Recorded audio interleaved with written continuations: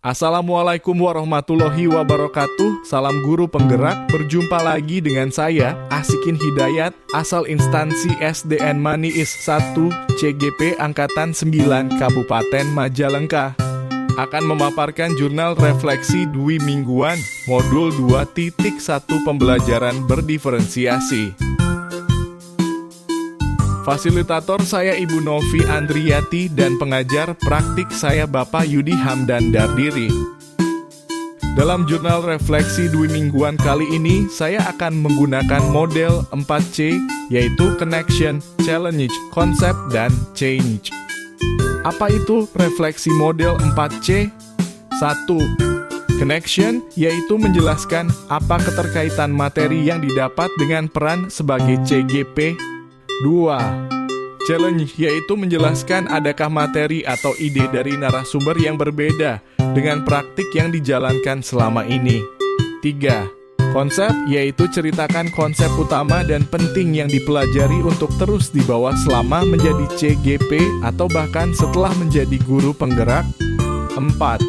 Change, yaitu menjelaskan apa perubahan yang ingin dilakukan setelah mendapat materi ini. Connection pada modul 2.1 ini saya mempelajari bagaimana memenuhi kebutuhan belajar murid melalui pembelajaran berdiferensiasi, di mana materi ini sangat erat kaitannya dengan peran saya sebagai calon guru penggerak. Melalui modul 2.1 ini saya dikenalkan tentang bagaimana menganalisis dan memetakan kebutuhan belajar murid. Saya juga diperkenalkan dengan strategi-strategi yang dapat digunakan untuk memenuhi kebutuhan belajar murid sesuai dengan keunikannya masing-masing.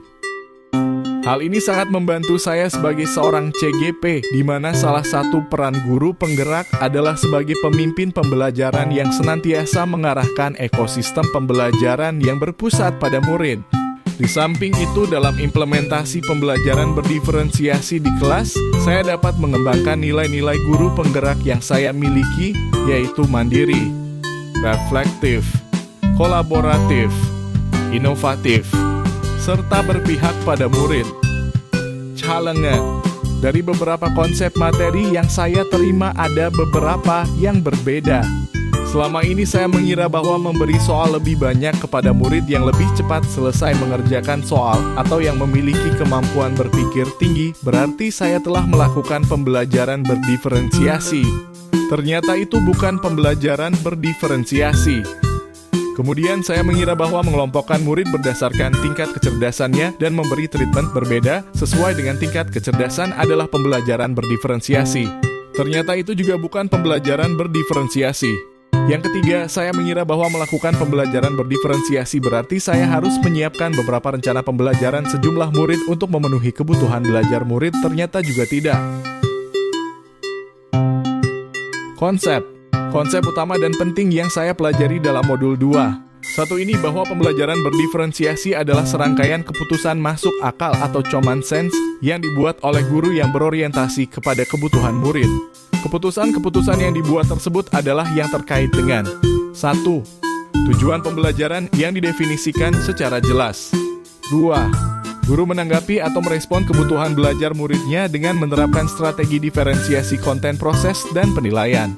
3. Penciptaan lingkungan belajar yang mengundang murid untuk belajar. 4. Manajemen kelas yang efektif. 5. Penilaian berkelanjutan. Setelah mempelajari modul 2.1 ini, saya merefleksi diri saya yang ternyata saya belum sepenuhnya memahami apa itu pembelajaran berdiferensiasi, sehingga belum bisa mengakomodir berbagai kebutuhan belajar peserta didik saya. Untuk kedepannya, perubahan pembelajaran yang akan saya lakukan adalah 1.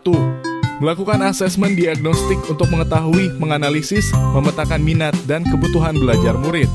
2.